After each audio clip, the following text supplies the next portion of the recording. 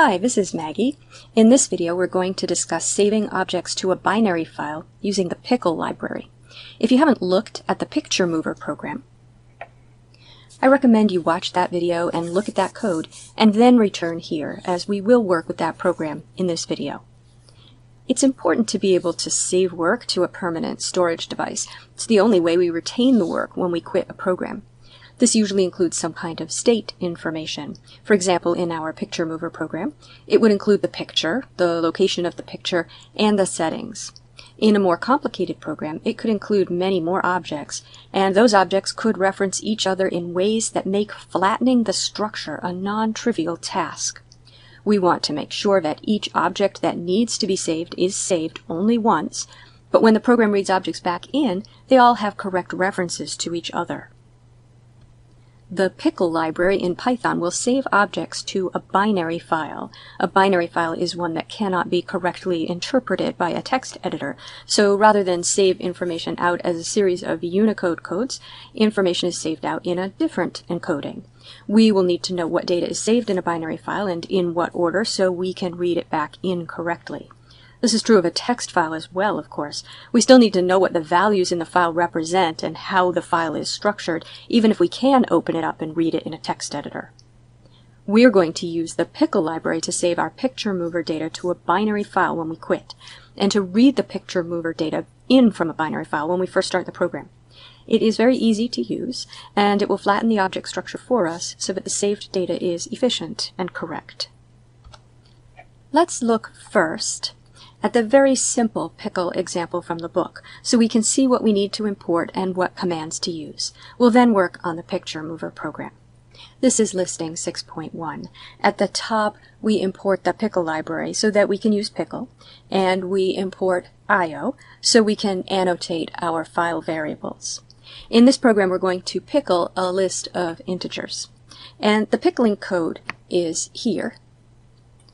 We first open the file with the code with open pickle test wb as file out, and then we write the object to be pickled, the list, with pickle.dump numbers out, file out. So in the with statement, we open a file in wb mode, which stands for write binary. The name of the file reference variable that points to that file is file out. We then use the pickle.dump command to send numbers out, our list, to file out, our file. When we exit the with statement, the file is automatically closed. We then immediately open the file and read the data into a separate variable. This isn't how we'll normally use pickle, of course. We won't write data out and immediately read it in. There's no point in doing that. This is just to demonstrate how pickle works. Again, we use the with statement and pass the file name to the open command, but this time the mode is RB, or read binary, and we use a file reference variable called file in. Now here we have numbers in equals pickle.load, and we pass the file reference variable file in as a parameter. So we are loading in an object, and we need to know what was written to the file, of course, because we're going to reference it with the variable on the left side of this assignment statement. Here it's numbers in. We obviously need to know that we're reading in a list if we want to use the list in our program later. Here we just print the list. Okay, so that's basically it. That's a summary of the pickle commands. Let's look at a more interesting example with a snag, the movable picture program. To start, we need to import the pickle library at the top of the program, and we'll import IO so that we can annotate our file variables. Now our program starts in main. So let's try first to just pickle all of our data.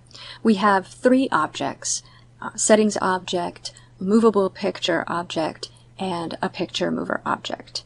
So I'll call the file picture mover, and I'll use the syntax with open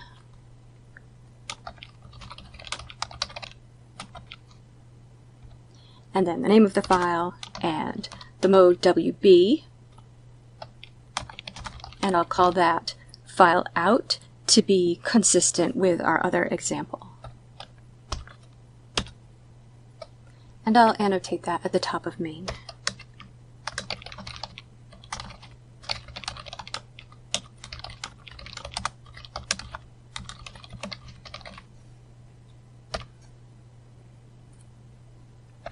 And we'll just dump all of our objects, the settings, the picture, and the picture mover.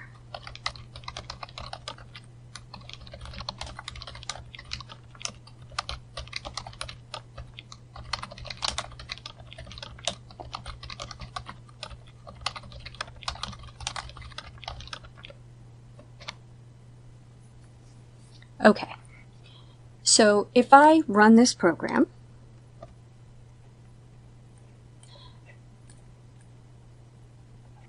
and then I quit, I get an error. Type error. Can't pickle pygame.surface objects. Okay, to understand this and to work around it, we need to understand a little bit about how pickle works. Here is the documentation. By the way, another resource that I've relied on is this book, Python 3 Object-Oriented Programming by Dusty Phillips. This is an excellent book, but it is very specific to Python, whereas in this course my goal has been to give you a more general introduction to object-oriented concepts so you can apply the knowledge to other object-oriented languages. I do recommend this book highly, though, if you are going to be a Python programmer. Okay, so if we look at the documentation, we see this section called What Can Be Pickled and Unpickled. And the last item is instances of such classes whose dict, or the result of calling getState, is pickleable. And then it refers us to this section, Pickling Class Instances, which says, we describe the general mechanisms available to you to define, customize, and control how class instances are pickled and unpickled. And it does seem we might need to do this. Okay, so after reading through this, we find that pickle stores the dict attribute of an object, which is a dictionary of the object's attributes. But if we want to change that, we can write getState and setState methods, and there's even an example showing us how to write these methods. Now, we are not going to be messing with the pygame class to try to figure out if we can pickle it. I don't think anybody would recommend that. What we're going to do is think a little more carefully about what actually needs to be pickled. In other words, what makes up the state of our program, and we'll pickle that. So what is the state of our program? Well, we want to save the settings in case we add some functionality to our program that allows the user to change them. Then we would want to restore them so the user had the settings that were associated with the document. And we want to store the location of the image because that's the whole point of this silly little program, moving the image. But we don't need to store the image itself.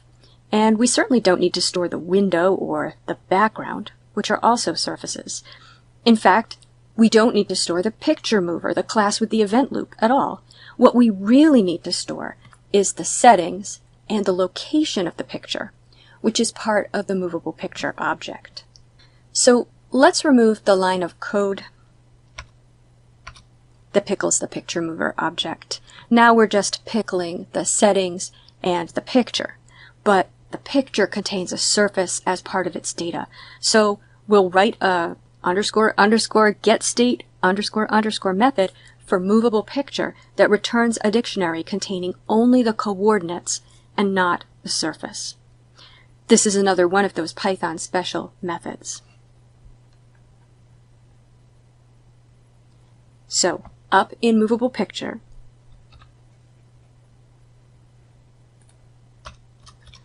we write def $_getState $_, and it returns a dict. And we're basically copying the code from the example. We're going to make a copy of the object's dict, which is a double underscore attribute, and we'll call that copy dict.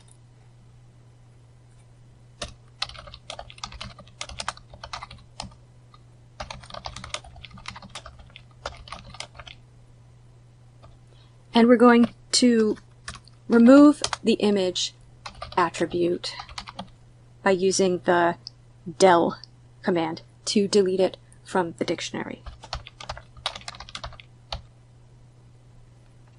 Now, Dusty Phillips, in his book, checks to see if an attribute is in the dictionary before deleting it. I don't think that's a bad idea, although I don't know where it would have gone. But let's add that code in.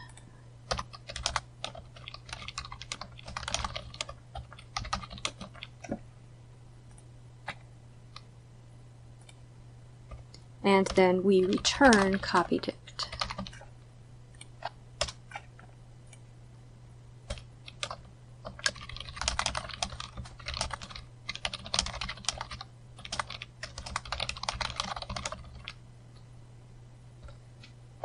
Okay, and let's run the program.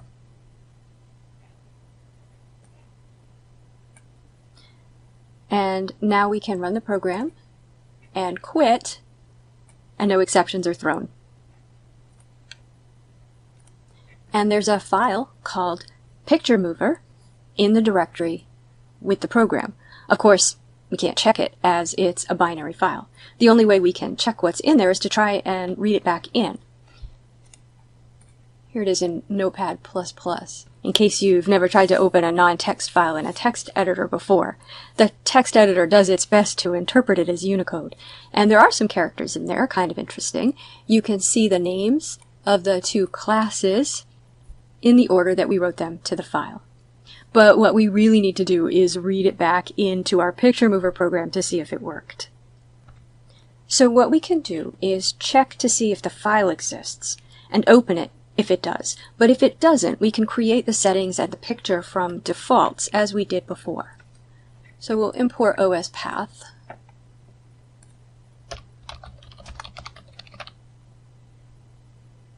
And check if the file exists.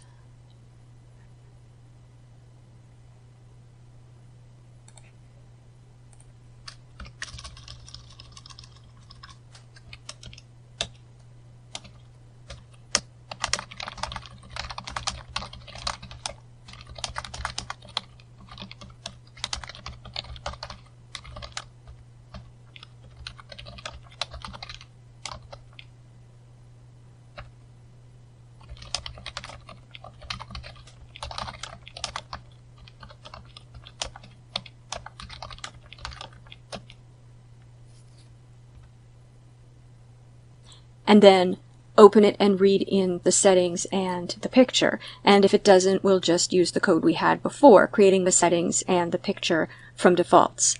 And either way, we'll make the picture mover and pass it the instances of the settings and the picture, either the ones we unpickled, if the file existed, or the ones we created from defaults, if it didn't.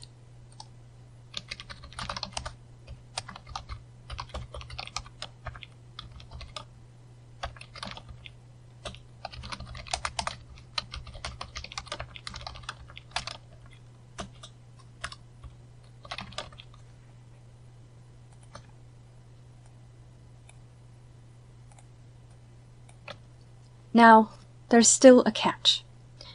We didn't write the picture surface out to disk, so that movable picture object has an empty reference in its image field if it's loaded from the pickled file. So here's how I'd like to handle that. I'll have to make another change to the movable picture class. Either have it load its own image in, or have a set picture mutator, so I can set the picture after the object has been unpickled. I think what I'm going to do is give it a field with the name of the picture file and have it load the image in the init method and also in the setState method, which we're going to write for unpickling. So I'm going to add an image file field of type string, and I'll pass that into the constructor.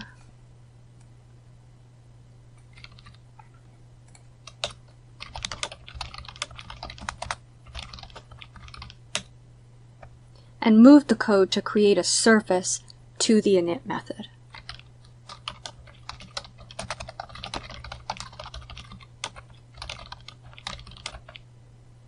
I'm also going to pause the video and make some quick adjustments, assuming X and Y should be the center of the image and not the upper left, because I was previously doing that calculation down in main.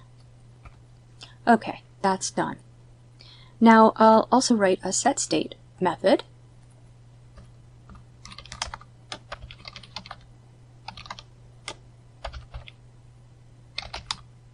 which is the unpickling method. This takes a parameter which is the object's dictionary, and I'll get that image file value after I've assigned that dictionary to the object's dictionary, and I'll create a surface with it.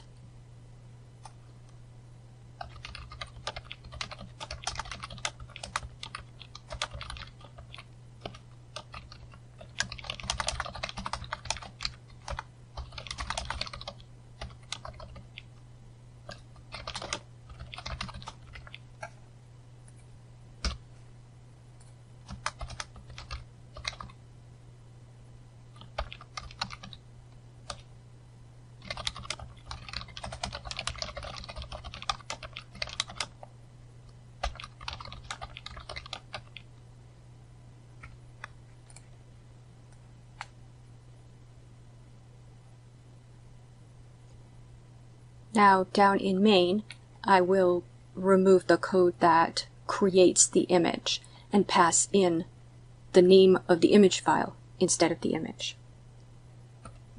Okay, now because I've added a field to this object, I'm going to delete the file that's in the directory, as it won't contain that image file field. And I'll run the program again, so it will save out the new file. I'm going to move the image so that when we read it in, we'll know if we're getting the unpickled data and not the defaults. Okay, there was an error in my file name, but now I'll run the program again. And you can see that the image is in the location we moved it to before we quit the last time. So it appears that our pickling and unpickling was successful. Now, this isn't as bad as it seems. You need to think about what needs to be saved and not just dump everything into a file. We didn't need to save the window or the background, and there's really nothing else in the game that isn't in the settings and the movable picture objects. Now this surface we didn't need to save, but if you had created a surface in your program, you could use pygame.image.save and pygame.image.load to save and load the image. So once we've figured out what we need to save, if there are unpickable objects in one of our classes, we need to write the getState and setState methods.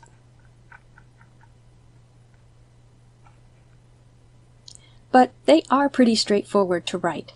Simply make a copy of the object's dict attribute, delete the objects you can't write, and write it out, and then restore the dict attribute in setState, and restore the objects that couldn't be written out. In this case, we added a field and changed the functionality slightly so that the object could independently restore itself. I do recommend you practice with this. First with something really simple, like a list or a dict, and then create a simple class that contains simple data types, like numeric types, lists, dicts, and work on saving and restoring that. Then try to do something with Pygame's surface and write the getState and setState methods. You'll see it's not so bad. When you're able to pickle and unpickle your objects consistently, you're ready to move on.